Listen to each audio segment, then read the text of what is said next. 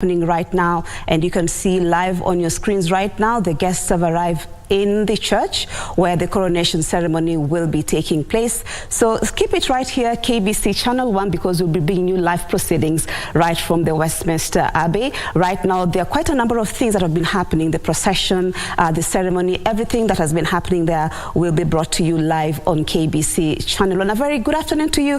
My name is Marie Yambo, and hope that you'll keep it here as we take you through the procession that is happening there at the Westminster Abbey. So just to run you down on what is supposed to be happening, because anytime from now the King Charles III and the Queen Consort, she's actually a Queen Consort right now because she's not yet been crowned, will be leaving the Buckingham Palace, heading to the Westminster Abbey for the ceremony to take place. So at about 8 o'clock Kenyan time, the procession routes opened for the troops to start marching to the Westminster Abbey, and procession set off from Buckingham Palace at around 12 o'clock. So we're already about 7 minutes into 12 o'clock Kenyan time.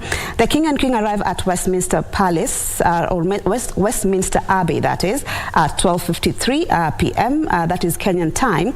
And then at around 1 o'clock there's going to be a ceremony and a service that will be taking place there, and the ceremony at the church will be conducted by the Archbishop of Canterbury, that is Justin Welby. We'll be bringing you live proceedings from that. Quite a number of things that will be happening, and it is a historical day because if you've never seen at all a king be coronated, I think this will be the time for you to actually sit back and enjoy the ceremony and just get to know what it takes to coronate a king, and especially in the British monarchy. So we'll be bringing you those live proceedings, but just to give you a little bit of history, King Charles is taking the throne officially today. Definitely he was named the king immediately his mother, the Queen Elizabeth II, died, but today he is formally being crowned the king, and that means he can now officially start performing the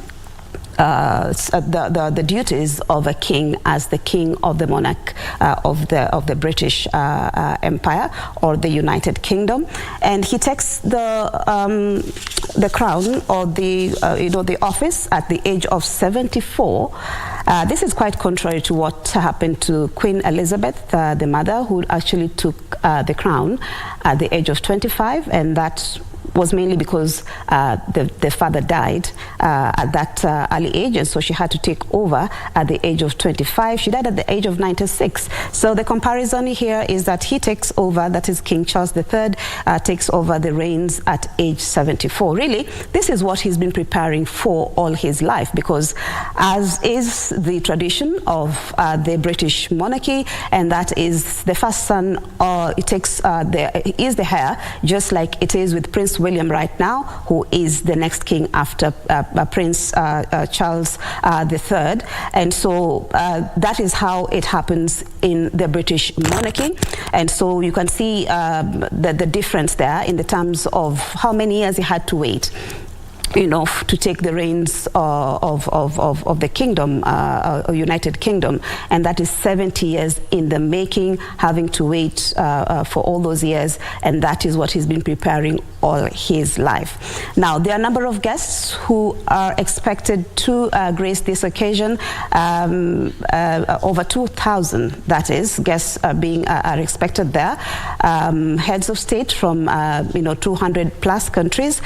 President William Ruto definitely is one of them. He is in London to witness the coronation of King Charles III, and we'll be bringing you details of that, of his attendance and all that, in our subsequent bulletins.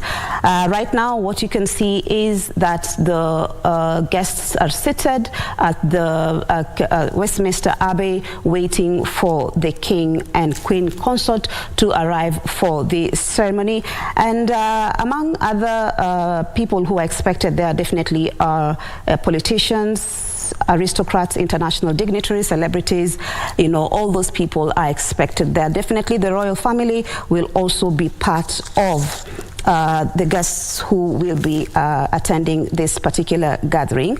And politicians, including the Prime Minister, that is Rishi Sunak, Culture Secretary Lucy Fraser, are all expected to grace the occasion this afternoon, right at the Westminster Abbey.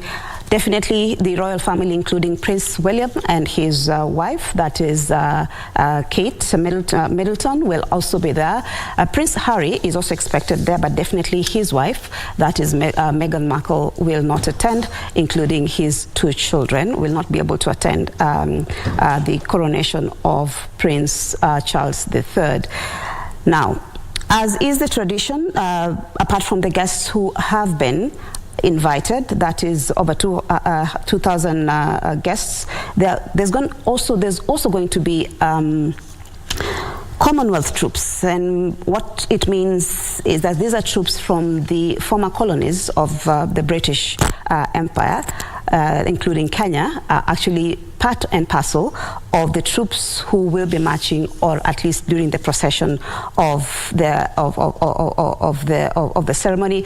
There we can see Tony Blair, the former Prime Minister of Britain, has already arrived there. We can see the number of guests also with him. That is Tony Blair, the former Prime Minister of the United Kingdom. We will be bringing you details of that in just a moment. Apart from just the Commonwealth troops, which I believe Kenya is part of, we also have 5,000 military troops who arrived earlier in the morning at the Waterloo train station to take part in the procession. In total, 7,000 troops are taking part in the march, and some will be lining the streets in London. So it's quite a spectacular scene to behold for some of us who had never seen a coronation of a king. So we will be bringing you details of that and more, including what will be happening in the church in terms of the ceremony, and that is what it will entail. So there is a crown that King Charles III will be, fitted with, and there are 2 of them. And then the Queen Consort, that is Camilla, will also have a crown that she will be wearing as the Queen. So we'll be bringing you details of that in the ceremony during the church service. So for now, I just want to take a break, but so we will be back with much more in terms of what is happening today in London. So we take a break right now, but we'll be back in just a short moment. Hugh O'Leary. So that completes the group of former Prime Ministers who've arrived. There will be a procession of leaders from the Commonwealth realms, which will include the United Kingdom, of course, and the representatives there will be Rishi Sunak and his wife.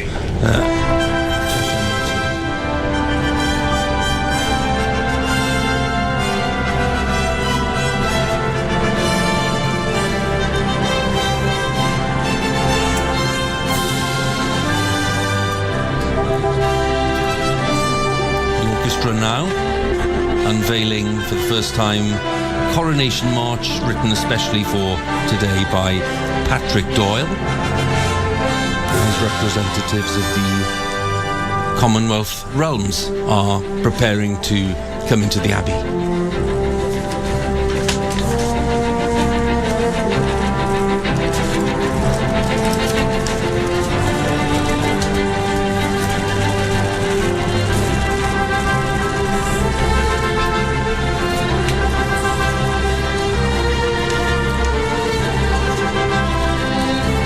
Stepping past the memorial stone for Sir Winston Churchill, whose grandson, by the way, Nicholas Holmes, is in the congregation today. And then the Commonwealth realms being led by Antigua and Barbuda. They're in alphabetical order. And then, of course, Australia, the familiar flag Governor-General David Hurley, the Prime Minister Anthony Albanese, followed by the Bahamas and then Belize. And just coming through the Great West Door, the bold flag of Canada, Governor-General Mary Simon, Prime Minister Justin Trudeau and his wife arriving.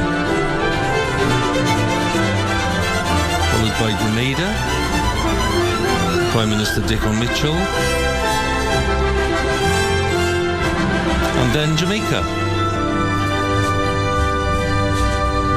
Governor-General Patrick Allen and Prime Minister Andrew Holness representing Jamaica. New Zealand, Dame Cindy Kiro and Prime Minister Chris Hipkins representing the indigenous heritage as well of New Zealand. Papua New Guinea, more of the Commonwealth realms,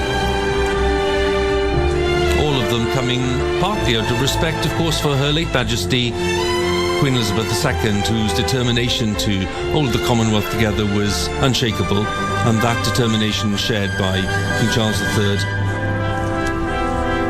St. Christopher and Nevis and St. Lucia, St. Vincent, the Solomon Islands, and then Tuvalu. And the United Kingdom, Cadet Warrant Officer Elliot Tyson Lee with the Union Standard, and Prime Minister Rishi Sunak and Akshata Murthy, his wife. Way today, we can say to the King of Kings, God himself, as does the King here today, give grace that in thy service I may find perfect freedom. In that prayer there is promise beyond measure, joy beyond dreams, hope that endures. By that prayer, for every king, every ruler, and yes, for every person, for all of us, we are opened to the transforming love of God.